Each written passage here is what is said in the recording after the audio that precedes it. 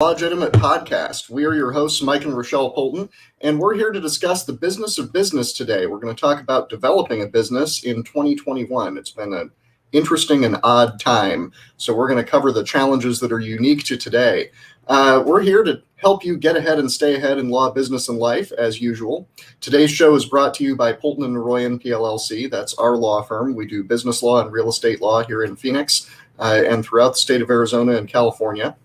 You can find us online at PNLaw.pro or give us a call at 602-427-5613 to see how we can help you out. Today's first guest is Tisha Marie Pelletier with Tisha Marie Enterprises. We're going to be talking to her about her experiences in 2021 and what's going on with her business today. And then we're going to be doing the Business Owner Spotlight with Becky Cholewka from Cholewka Law. And let's go ahead and get started. Tisha, welcome to the show. How are you doing? Thank you so much, Mike and Rochelle. I am amazing for this Friday. How about you? We're doing all right. It's hot in Phoenix and it's gloomy today. It's weird. I know. I'm actually enjoying the rain. It's really a nice change. It is a nice change. The smell. It's very lovely. So tell us about your business, Tisha Marie Enterprises. What do you do? Sure. So Tisha Marie Enterprises is really my personal brand that I do a lot of business mentoring and professional speaking. I'm really about inspiring other solopreneurs to get out of their own way and to start taking that vision that they have for their business and make it happen. So I really am in this business of helping people to become successful and to start taking action steps, because I find that a lot of business owners like to dream about it, but not actually take the step. So that's what I do. Excellent. It's certainly been an interesting couple of years. Starting perhaps a year and a half ago, we've had a lot of changes in the economy overall, in our daily lives, and certainly in the way that businesses operate and the way that people need to interact with each other in business. So let's get right into it. What do you think the most important points are to consider when developing a new business now in 2021? What's different from what the conventional wisdom would have been a few years ago? Oh my goodness. So I think that the first thing I would say is you have to have some digital component to your business. I think we've all experienced that, myself included. Mike, my business before COVID was tied heavily to live events and to professional speaking and to event consulting. So three buckets that all went underwater overnight. And if anything, I learned that you have to diversify. I know, Rochelle, we were talking about that even in the green room, of you can't just put all your eggs in one basket, for sure. And you have to be willing to expand and think differently and be more creative. And, if you can do it in person, you can also do it virtually as well. And so I think we see a lot of that happening if people are starting to develop businesses, that if they didn't have that plan, then now they're definitely going to that plan, or they don't have a business. So I know for myself personally, creating things where I'm starting to expand my horizons. I'm not just working with people here in Arizona has been so eye-opening of, oh my gosh, I can absolutely do this, and I can work with people globally instead of just here in my local city. So that's one thing I would say is we have to get out of this mentality that it has to be brick and mortar, or it has to be, always face to face, because technology has made it possible for us to just open up our horizons a little bit. Those are certainly important points. I've had a number of clients and potential clients in the last year who have had businesses that are related to in-person events. Mm-hmm. Businesses like event planners, equipment companies, venues. And it's been really, really tough. There have been some drastic changes. And part of what I've worked with a few of them on is looking at these adverse situations, because it's been adverse. I mean, if you're in that line of work, and I'm sure it's what you experienced with those aspects of your business, there's no good way to cast that as a positive, what's happened. But if you can survive it, if you can put yourself in a position to hunker down, and especially if you have the reserves available to not just hunker down, but double down, then you're in a position to do things like acquiring competitors, potentially playing hardball and forcing some competitors out if you're in a competitive local market. And companies that have been able to do those things are doing very well now that we're getting back to some of those in-person activities again. And certainly we've got these hybrid situations where people are doing a lot of online activity still, but a lot of people want to go back to doing some in-person stuff. And now Sure. it's been matching more than we used to, perhaps. Sure. I think it's just timing. Like even just this week, Mike, I hosted the American Marketing Association Spectrum Awards, which I know years ago when I planned it was this dolled up event at the Phoenix Art Museum and a couple of hours and hors d'oeuvres and all this stuff. And now they were like, will you host our hybrid event? Which was very unique to me because I had a very small audience of the board members that were, part of AMA, but then everybody was watching online through live stream, and I still had to bring the energy, and I still had the red carpet, and I still had the awards behind me, and it was different. But I give organizations some props for doing that, of not just saying we're not going to do it, we're actually going to just be creative. And I know that we're going to get back to this, maybe next year, but this is what we have. This is what we've got. And nobody was upset about it. They were like, that was fantastic. Job well done for what you could work with. So and people like to watch those things again, Right. So a lot of the content that you get these days from doing a virtual event is something that you can reuse in the future over and over and over again. So I think like a lot of the chambers, they've had these meetings where maybe people couldn't attend, but then they look back a month later and they're like, holy crap, 900 people viewed this one meeting. Sure. And I think that's just the power of being able to be digital and a little flexible, but also still having good content. Sure. Well, and I'm going to say, I know I've been on your podcast before too, Rochelle, and thank you guys for having me back again. But I ran a podcast for a while, and I physically went into a studio and I had the person in there with me. And then I was like, how am I going to do this? Because now I can't do it. And it forced me again to get creative. And because of this digital platform and because of StreamYard and LinkedIn and things like that, I immediately went to live streaming. And I actually prefer it because I like the video component. And now you're right. Like I'm not pigeonholed to, I have to be in the studio. Now I can interview people from all over the world. And it's immediate. Like you can see it in real time. You can see the personality. You can see, I've had it where hail was hitting my window during one of the live streams. I'm like, this is real life. This is what it is. And hey, just hang on for the ride. Here we go. So it's been fun. It's been fun to be able to adapt and just get back into the game and just do it in a little bit of a creative way and still stay current and still stay visible. So you've also got a lot of changes in your business as well. You've added some new lines. So what are those? Yeah. So back in COVID, as I mentioned, I had all of these speaking gigs that just flew out the window. Like they got canceled left and right. And because I was already working out at the Forum here in Chandler, it's tied to a real estate brokerage. I kept getting asked by their community manager if I could give webinars. And the webinars that I love to give are purposeful networking, which I know we talked about that on another episode, and personal branding, because I feel that, everybody should develop a personal brand, especially if you're a solopreneur. Like that's what's really going to stand you out. And decided to start doing these webinars. And as I was talking to some different personal brand strategists, there was one thing that I found that I could stand out doing, and that was in executing the personal brand process. So no longer just giving someone a strategy and a blueprint, because having done it myself, it's scary, it's uncomfortable. You don't want to focus on yourself. You don't. We're not naturally that way. And so I said, it kind of brought me back to my marketing agency days where I said, I love project management. I love bringing in a team and working with people and being able to see the beginning and the end and the progress. And so created this whole personal brand toolkit. And the first client I got was a realtor. The second client I got was a realtor. So I kind of see this going, that my clients came to me and said, you should really get your real estate license for a couple of different reasons. One, you never have to do a real estate transaction if you never want to do one. But the other thing is you have such a great value add to be able to help the realtor that, if someone asks you, hey, are you a realtor? And you say, yeah, but I'm not really doing that. You could refer a real estate business and get paid.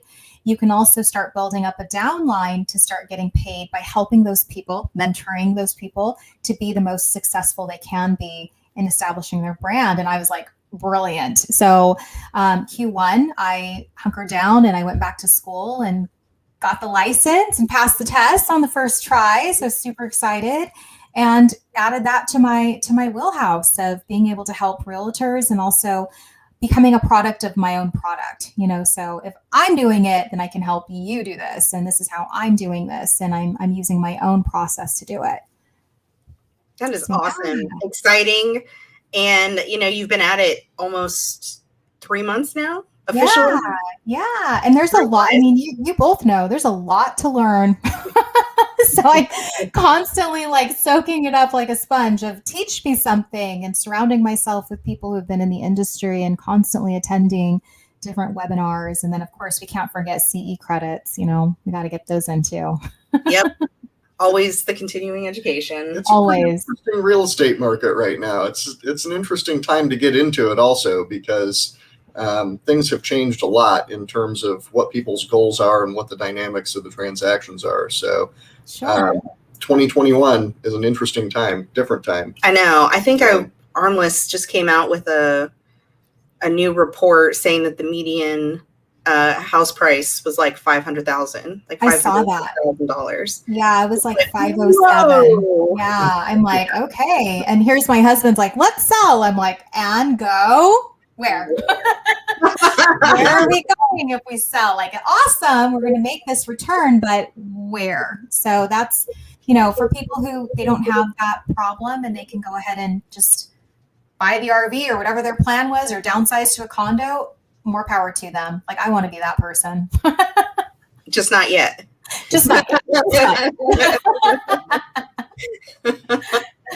Awesome. So do you have any upcoming events that you've got in the works? I do. So before COVID, I started hosting these Connecting Through Community events, which was really my way of being able to support the community. But I also have 2 kiddos, one in National Junior Honor Society and one in the Ambassador Leadership Group, and they're always looking for service hours. So this was my way of being able to give back, to involve my family. So I'm starting to team up with some local nonprofits to be their volunteer arm and just bringing people together. So I love doing that because it wasn't just a business event.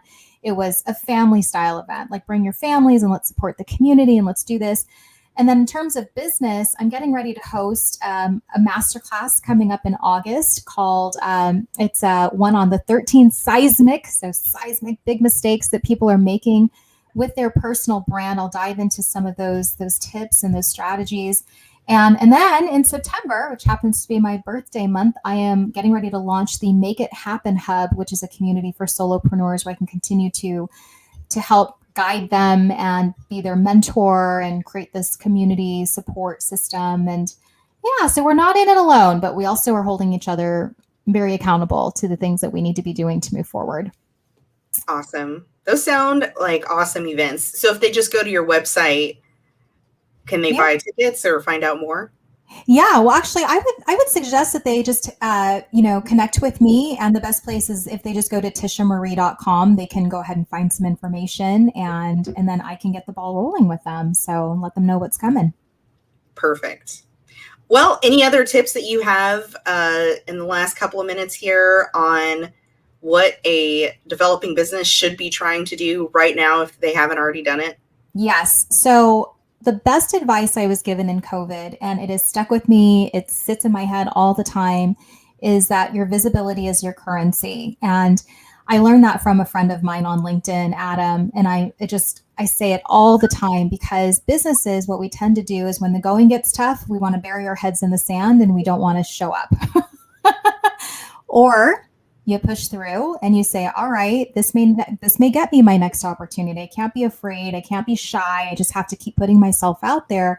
And truthfully, that's what I was doing. Even though paid speaking gigs came to a halt, I was still saying yes to those opportunities, saying, okay, this is going to keep sustaining me till we get to that next point when things start to, become a little bit more normal.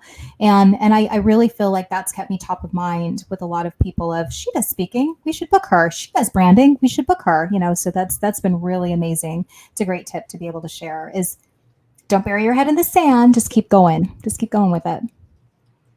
Excellent advice. Thanks. Well, it's been a pleasure having you on. We greatly appreciate you coming on the show. Again. Again. You know, I must have made a good impression. So thank you very much. Listeners, you can get in touch with Tisha Marie Pelletier at 480-570-2615 or at tishaMarie.com and see how she can help you out with your business and moving forward in our unique environment in 2021. All right. Thank you so much, Mike and Rochelle. I hope you guys have a great weekend. Thanks. You too. Next up, we have Becky Cholewka with Cholewka Law. Welcome to the show. How are you doing? Hello. I love the rain too. It's been great today. It is great. Pretty nice. Yeah. So, Becky, tell us all about your awesome law firm. How long have you been doing it? All of your awards, all of your street cred. So I specialize in estate planning, and last year was our 10-year anniversary, which of course got canceled. We had this big party planned, and in 2020 we couldn't have our big party. So this year we're having an 11-year anniversary big blowout in October, which should be pretty fun. But so yeah, we've been here in Gilbert for 11 years, started in downtown. I've been doing estate planning, probate, and trust admin. It's been a fantastic roller coaster ride as a business owner in the last few years. But it's been great. I actually had the opportunity. I was the facilitator for Wealth Council, which is a national platform for estate planning attorneys to draft on. And I led the Arizona chapter with 150 plus attorneys. So I was, responsible for mentoring and educating and teaching. And for 8 years, actually, all these other newer attorneys coming into this practice area. So it's been great. Excellent.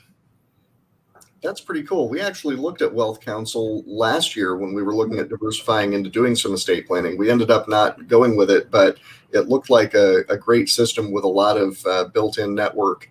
Didn't know you were a part of it at that time. Yeah. So the networking, honestly, is the best part of it. It's about 4,000 attorneys across the country, and just the best community of collegial advice. And hey, I have a problem with this. Who can help? And it's been a wonderful experience from a former litigator to jump into transactional practice and just be welcomed with these great other attorneys who are just so willing to help the profession grow within this practice area. Pretty cool. Mm-hmm. So we were talking with Tisha Marie about the unique business environment now in 2021.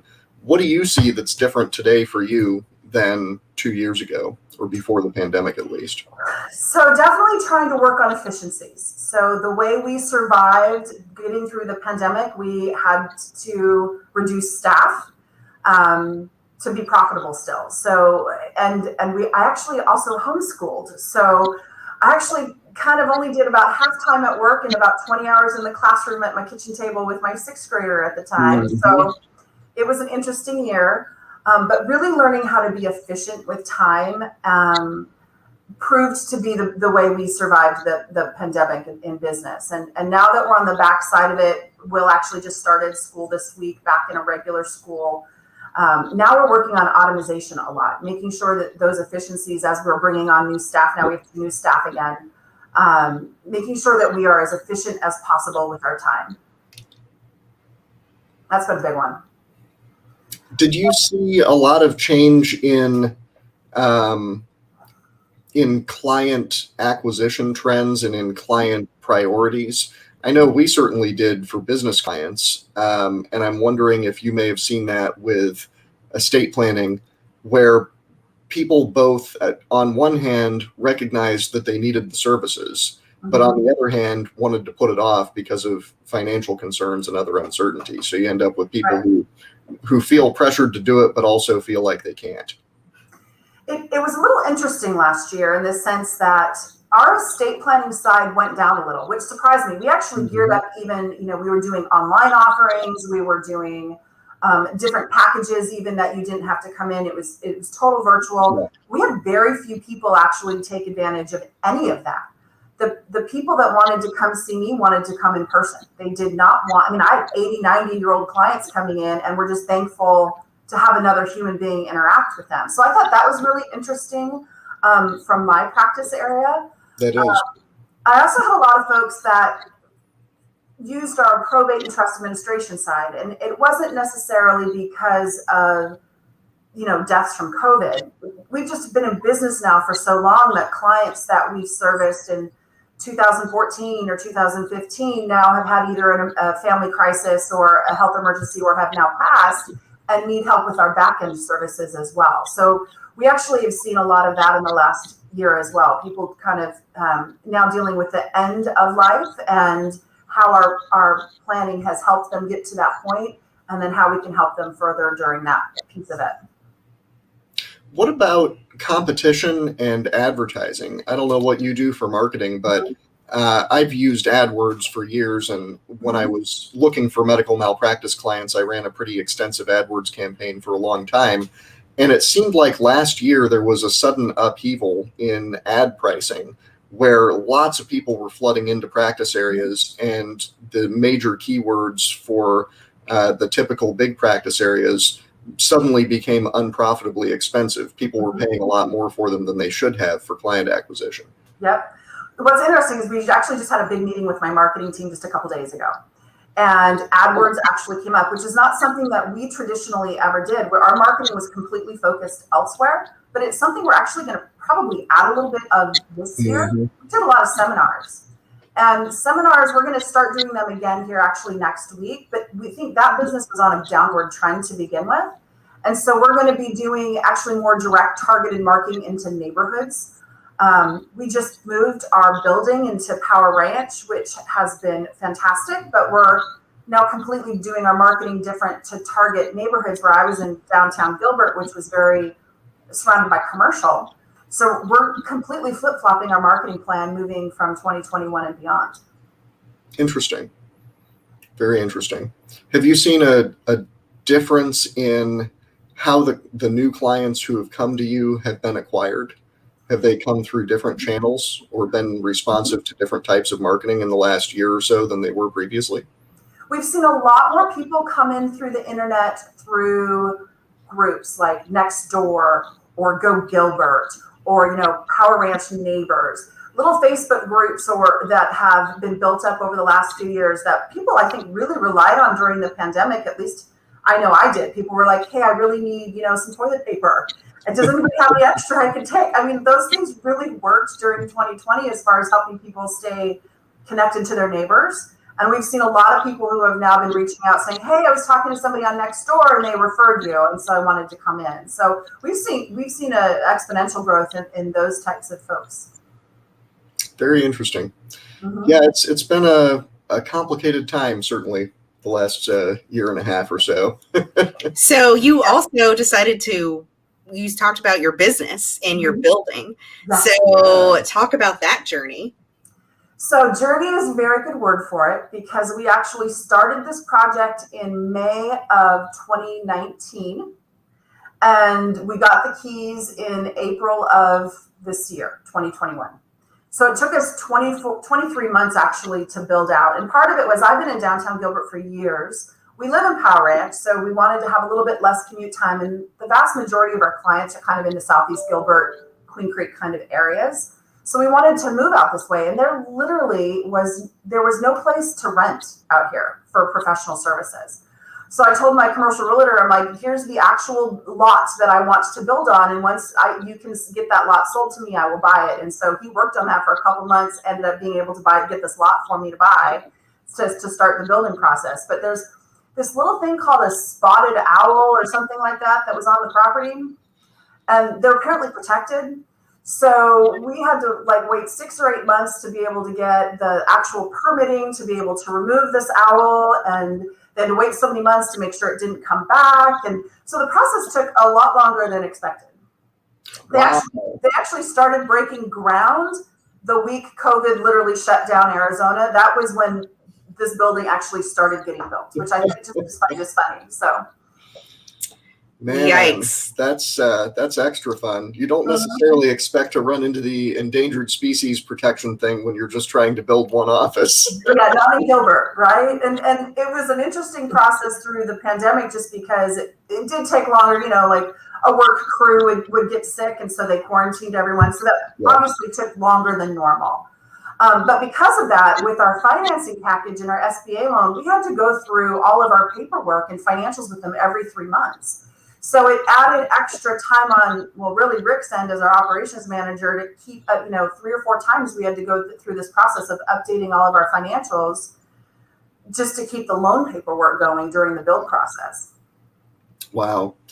Quite something. So you've gotten moved in at this point? Yes, we have a little bit of artwork on order still, but we actually had an open house just last week, which was a lot of fun. And it's nice to be able to walk into your own building. It smells like new car smell. It's like new building smell. It's great. So that's pretty good. Well, hopefully that'll be a great base of operations for you for many years to come. We hope. Well, since we're 1.7 miles away from my house, it's awesome. The commute time is great now. It's 4 minutes. But this is such a booming area here in the southeast part of Gilbert and Queen Creek. There's just so many houses being built still. So we think it's a great area to be able to service people for the next decade. Well, and hopefully a good long-term investment in the property too, because Gilbert certainly has expanded an awful lot, and the values of commercial properties have gone up tremendously, extensively in the last decade. It's been quite a change. Well, let's just hope the valley doesn't run out of water any day. So that's my only concern. So we're fine. We'll figure out agriculture. It's raining. It's good. It's all good. We're getting rain. It's about time. So for attorneys that are entering or, starting up estate planning practices, new attorneys, old attorneys, any advice that you would give them for entering into this industry? Yeah, this is one of the practice areas that's really tough as far as it intersects with a lot of other areas of law. So find a really great mentor who is willing to give of their time and expertise to share some of that with you, because you are going to flounder for a while on the legal side of stuff. People in this practice area say it takes about 5 years before you start feeling, hey, I'm not really stupid anymore. So it's a tough practice area. So find somebody to lean on for those, this is a tough case and I don't know if I'm doing it right. We actually have the highest malpractice insurance of all attorneys, estate planners do. So it's always good to find somebody to have, where you can pick up the phone and call and say, what do I do next? So on the legal side of it, find a mentor. On the business side of it, honestly, you're a business owner first and you're an attorney second. And I think a lot of attorneys forget that. They spend 95% of their time on the attorney work and maybe 5% on their business. And they really need to get to where they're spending a larger portion of their time working their business. That's something we've certainly seen, not just in estate planning, but in virtually every practice area. A lot of attorneys, even those who choose to open their own practices, are really not business people first. It's easy to think that attorneys, since they deal with business all the time, must be inherent business owners, but there are a lot of ideological differences that you find between the way most attorneys think about things versus the way most other business owners tend to. And doesn't necessarily make them well suited to running their firm as a business. I have 2 name tags, so when I'm out and about networking, now that we could do that again, one says the Wizard of the Laws, because I think we have some titles, because, attorney, and the other one says the Mastermind. And so when I go to attorney events, I always put on the one that says the Mastermind, because they're always like, well, what does that mean? And I'm like, well, I'm running my business. I'm not an attorney, I'm running a business. And so it always gives them pause to go, yeah, I need to work on my business a little bit more. So. Yep, absolutely. Just a little. Yes. It's tough to balance that, I think it sounds like you've been quite successful at being able to delegate that work, but man, it's something I struggle with all the time, not doing all of the legal work yourself and really being able to push that off and focus on abstracting it by at least one level so that you can be a manager rather than being an attorney. Attorneys tend to feel like they're the only people who can think as well as they can. Of course we do. And it takes a while. I mean, for those that are just getting into, building their own business as an attorney, it does take a while. It's not something that's going to happen overnight. But the quicker they can realize, hey, I need to hire some type of outsourcing, whether it's a part-time person in person or virtually, to do some of the work that they don't need to do so you can spend your time marketing or even just thinking about your business as far as where do you want to take it next. I mean, you need to devote time to that or it will never happen. Absolutely. Well, we are just about out of time. Do you have any final thoughts for the audience today on your business owner spotlight in 2021? If you haven't done your planning, the pandemic is still out there, and this stuff is real. And for all of those people who think it isn't, I can tell you how many clients I've lost. And if you haven't done estate planning, it's really not for you, it's for your family. And if now is the best time that you can think about trying to protect your family, feel free to call us. We'd love to help. Absolutely. You can get in touch with Becky Cholewka at Cholewka Law at 480-497-3770. Thank you very much for being on the show today. We really enjoyed it, and we'll be glad to have you on again. Thank you. Have a good day, guys. Enjoy the rain. You too. And thanks to our listeners, and we will chat with you guys next time.